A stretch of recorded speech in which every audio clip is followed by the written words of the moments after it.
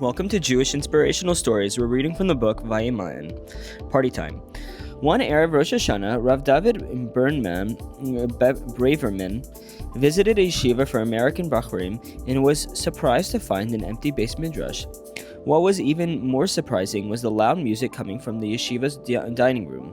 Peeking in, he saw the boys dancing with vigor. It wasn't only the boys, but the Rabbanim in the Rosh Yeshiva were dancing along with them. After looking around the room for a few moments, Rav David's eyes locked onto the Rosh Yeshiva. The Rosh Yeshiva realized the entire scene looked somewhat strange, a full-blown party on Erev Rosh Hashanah, so he stepped outside and explained.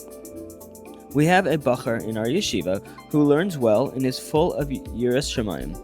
For the most part, he's always exhibited inspired character traits, but there used to be one big problem. He was a ka'asan. He had a temper. When he grew upset, he could not control himself and lashed out, to the point where many of the boys didn't want to have anything to do with him. But there was an even bigger problem. He felt like a total failure. His inability to control himself caused him to feel down and depressed. We spoke to him on a number of occasions, but nothing worked. Finally, I decided to do something drastic. Exactly 1 year ago, I called him into my office and handed him an envelope containing $500 cash and told him inside this envelope is $500. And this is not the yeshiva's money. It comes from my personal funds. And this is what we are going to do. Over the next year, you are going to work on yourself to lose your temper, and I am not going to speak to you about it at all.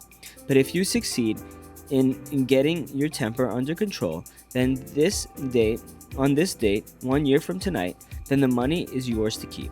The Bachar didn't want to keep the money, but I told him I was so confident that he would succeed that I wanted him to have it already. He took it reluctantly, and that was the last time we spoke about this issue for a full year. Last night, he asked to speak to me privately. He put the envelope on the table and began to cry. I picked up the envelope and read the note that was written on the back of it. Dear Rabbi, I am grateful that you gave me a chance to work on controlling my temper. Unfortunately, though, I tried time and time again to control myself. I failed miserably. I wish things would have worked out differently. Thank you so much for giving me the chance. I'm so sorry I disappointed you. I read the letter and tears filled my eyes as well. Still, I knew that he had tried really hard. So I asked him, how many times did you lose your temper over the course of the year? He mumbled that he did not know. I pressed on. I don't believe that you don't know, because I am certain that every day was an effort and you worked hard to control yourself. Thus, I am sure you kept track of how many times you were unable to control yourself. So tell me, how many times did you lose your temper over the course of a year? He was quiet for a moment, until he finally spoke in a sad voice. 48 times. I'm so upset with myself, I failed repeatedly. Let's make a quick calculation, I said. If you failed 48 times out of 1 year, then the other 317 days you succeeded. Is that correct? But I lost my cool 48 times during the year. That's failure, he insisted. No.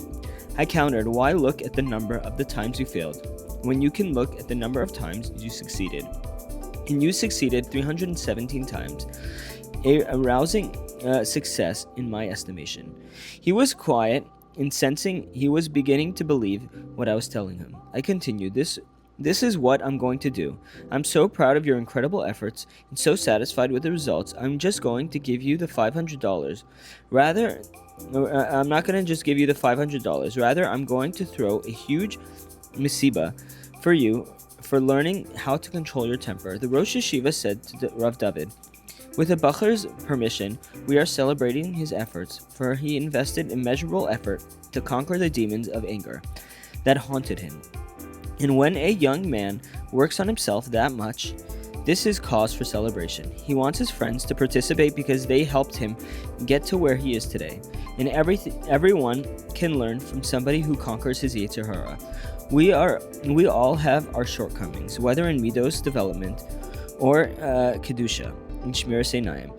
Yet when we set out to eradicate those shortcomings, it is crucial to appreciate even the small movements we make towards perfecting our characters. The mere fact that we are working on ourselves in the realm of Kedusha is reason enough to throw a party. Thanks, and we'll continue tomorrow.